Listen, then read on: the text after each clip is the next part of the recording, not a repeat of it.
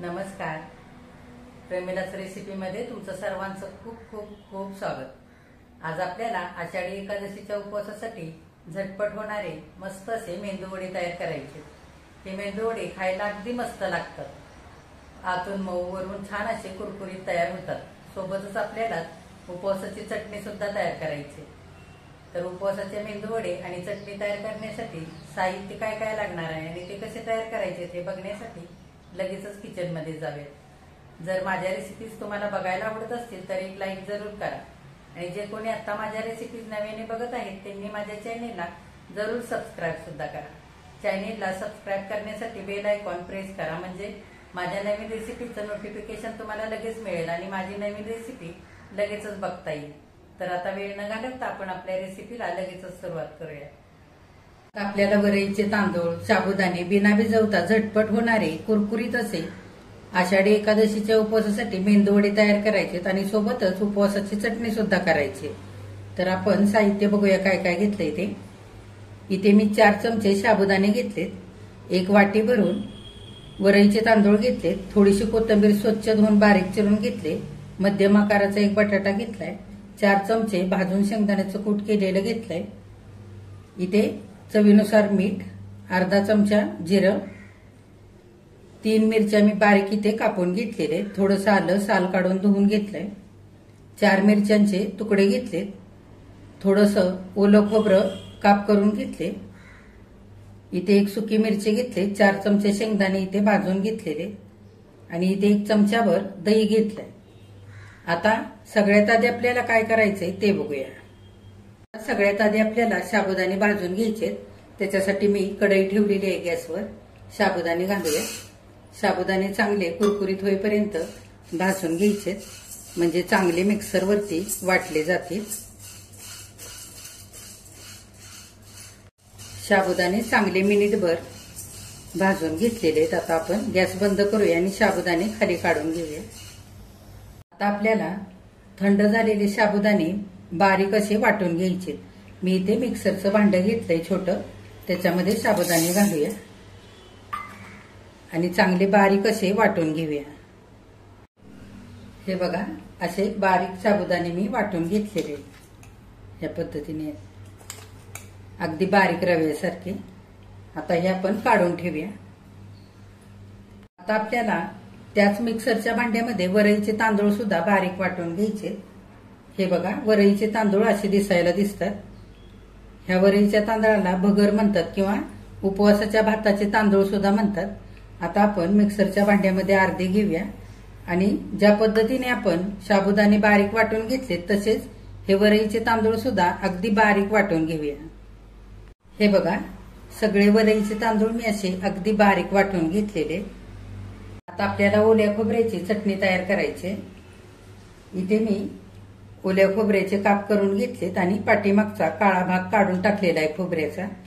तो चांगला काढून घ्यायचा, म्हणजे चवीला चटणी अगदी चांगली लागते आणि काळपट सुद्धा होत नाही किंवा मग खोबरं विळीवरती खरवडून घ्यायचं.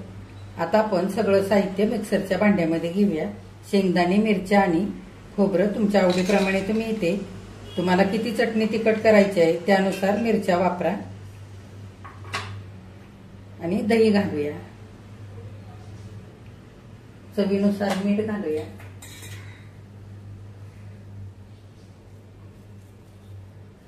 चवीनुसार थोडीशी दळलेली साखर घालूया.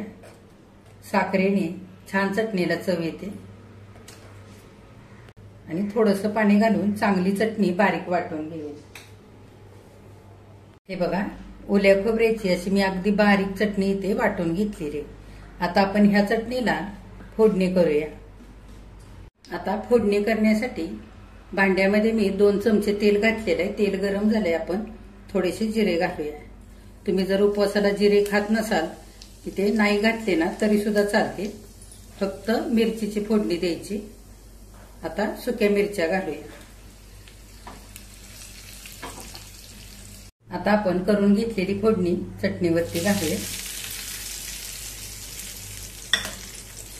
आणि चांगले एकजीव करून घेऊया.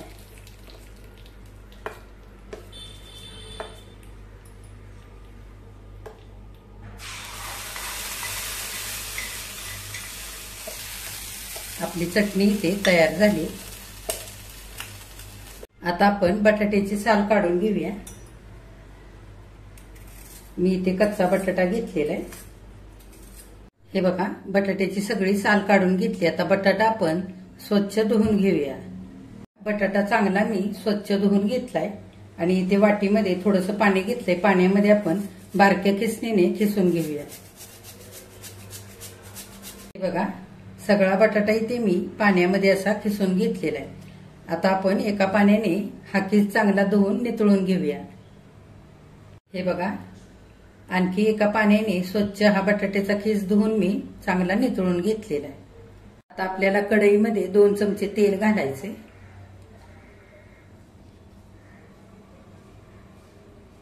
आता तेल गरम झालेलं आहे. आपण जिरे घालूया. तुम्ही जिरं, आलं किंवा कोथिंबीर उपवासाला खात नसाल तर नाही वापरलं ना तरी सुद्धा चालेल. जिरं चांगलं फुलू द्यायचंय. जिरं चांगलं फुललेलं आहे. आपण कापून घेतलेली मिरची घालूया. तुमच्या आवडीप्रमाणे तुम्ही इथे मिरची वापरा. तुम्हाला किती मेंदूवडे तिखट करायचे त्याच्या अंदाजाने. आता आलं आपण बारक्या खिसणीने खिसून घालूया वरून. सगळं चांगलं परतवून घेऊया. आता फोडणी चांगली परतली. फोडणीमध्ये आपण ज्या वाटीने वरई घेतली होती त्याच वाटीने 2.25 वाटी पाणी घालूया. 2 वाट्या आणि वरती पाव वाटी पाणी घालायचं.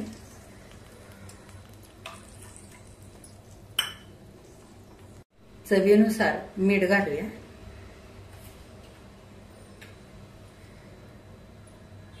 आता पाण्याला चांगली उकळी येऊ द्यायची. आता पाण्याला चांगली उकळी आलेली आहे. आपण खिसून नितळून घेतलेला बटाटा घालूया. सगळं चांगलं एकदा हलवून घेऊया. आता 2-3 मिनिट आपल्याला मध्यम गॅसवरती हा खिसून घातलेला बटाटा शिजू द्यायचा आहे. आता 2-3 मिनिटं झालेली आहेत. शेंगदाणे भाजून बारीक कूट केलेला तो घालूया. तुम्ही या जागी ओबडधोबड शेंगदाण्याचा कूट सुद्धा वापरू शकता.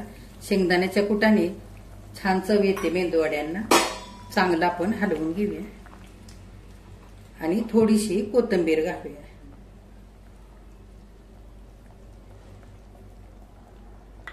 दोन मिनिटं सगळं चांगलं आपण शिजू देऊया. आता 2 मिनिटं झालेले. आपण हे बारीक करून घेतलेलं साबुदाण्याचं पीठ घालूया आणि चांगलं हलवून घेऊया. आता लगेचच वरईचं पीठ पण घालूया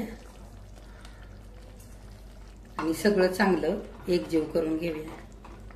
हे बघा, 2-3 मिनिटं झालेली आहेत. आपण झाकण उघडून बघूया. सगळं मिश्रण चांगलं एकदा हलवून घेऊया. ह्या मिश्रणाचा घट्ट गोळा व्हायला पाहिजे. साबुदाण्याचं पीठ आणि वरईचं पीठ घातलेलं ते सुद्धा छान शिजायला पाहिजे. हे बघा, आता आपण आणखी 1 ते 2 मिनिटांकरता झाकण घालूया. हे बघा, 2 मिनिटं झालेली आहेत. आपण झाकण उघडून बघूया. हे बघा, छान मिश्रणाचा गोळा आता व्हायला लागलेला आहे. आपण गॅस बंद करूया आणि हे मिश्रण एका ताटामध्ये काढून घेऊया. हे बघा, सगळं मिश्रण मी ताटामध्ये काढून घेतलेलं आहे. आता आपण 5 मिनिटं हे मिश्रण सगळं थंड होऊ देऊया. हे बघा, 5 मिनिटं झालेले. सगळं मिश्रण आता चांगलं थंड झालेलं आहे. आपण हाताने सगळं मिश्रण चांगलं एकजीव करून मळून घेऊया. बघा, सगळं मिश्रण मी छान असं 2-3 मिनिटं मळून एकजीव करून घेतलंय. आता ह्या मिश्रणाचे आपल्याला छोटे छोटे मेंदूवडे तयार करायचे. तुम्ही तुमच्या आवडीप्रमाणे इथे मेंदूवडे करू शकता. एक गोळा घ्यायचा, हातावरती छान गुळवून घ्यायचा, असा गोल करायचा आणि नेहमीप्रमाणे असं मध्ये होल करून घ्यायचं. हे बघा,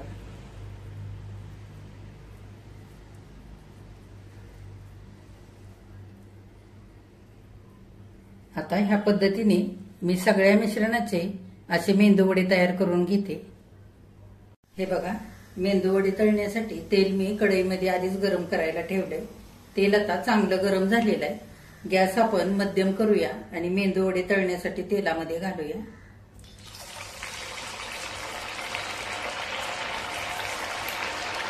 मेंदू वडे एका साईडने मिनिटभर चांगले तळू द्यायचे आणि नंतरच उलटवायचे. लगेच उलटवायची घाई करायची नाही, नाहीतर काय होतं, लगेच उलटवायला गेलं तर मेंदू वडे तुटू शकतात. छान सोनेरी रंगावरती खरपूस असे दोन्ही पण बाजूने तळून घ्यायचे. मस्त कुरकुरीत होऊ द्यायचे वरून सुद्धा. 2-3 मिनिटं छान सोनेरी रंगावरती खरपूस होईपर्यंत तळून घ्यायचे मेंदू वडे. गॅस मध्यमच ठेवायचा, फार फास्ट नाही गॅस करायचा. फास्ट गॅसवरती मेंदू वडे तळले तर वरून तरपतात आणि आतमध्ये तसेच कच्चे राहतात आणि अगदी लहान गॅसवरती सुद्धा हे मेंदू वडे तळायचे नाहीत, नाहीतर मेंदू वडे खूप तेलकट होतात. हे बघा 2-3 मिनिटं मेंदू वडे चांगले तळलेले आहेत दोन्ही पण बाजूने. आता आपण काढून घेऊया.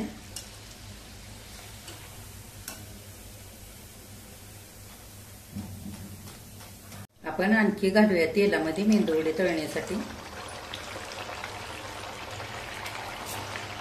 कढईत मावतील तितकेच घालायची. दुसऱ्यांदा घातलेले सुद्धा 2-3 मिनिटं मेंदू वडे चांगले सोनेरी रंगावरती खरपूस तळून घेतलेले काढून घेऊया. हे बघा उपवासाचे मेंदू वडे आपले इथे सगळे तळून तयार झालेले. किती मस्त झालेत बघा. 3 जणांना नाश्त्याला पुरतील इतके मेंदू वडे आपले इथे तयार झालेले. आता आपण हे मेंदू वडे एका डिश मध्ये काढूया. आषाढी एकादशीच्या उपवासासाठी मस्त असे आतून मऊ वरून कुरकुरीत असलेले मेंदू वडे आणि खोबऱ्याची चटणी इथे करून तयार झालेली आहे खाण्यासाठी. मेंदू वडे किती मस्त झालेत बघा आणि चटणी सुद्धा आंबट गोड तिखट अशा मस्त चटपटीत चवीची इथे झालेली. असे मेंदू वडे तुम्ही मुलांच्या शाळेच्या डब्याला बनवून देऊ शकता, ऑफिसच्या डब्याला देऊ शकता. हे मेंदू वडे चटणीसोबत दह्यासोबत खूप भारी लागतात. नुसते सुद्धा खूपच मस्त लागतात. तर आता आषाढी एकादशीच्या उपवासाला तुम्ही सुद्धा असे मेंदू वडे आणि चटणी करून बघा. तुम्ही मेंदू वडे केल्यानंतर तुम्ही केलेले मेंदू वडे कसे झालेत ते कमेंट करून नक्की कळवा. आजची जर रेसिपी आवडली असेल तर एक लाईक सुद्धा करा आणि जे कोणी आता माझ्या रेसिपीज नव्याने बघत आहेत त्यांनी माझ्या चॅनेलला जरूर सबस्क्राईब सुद्धा करा.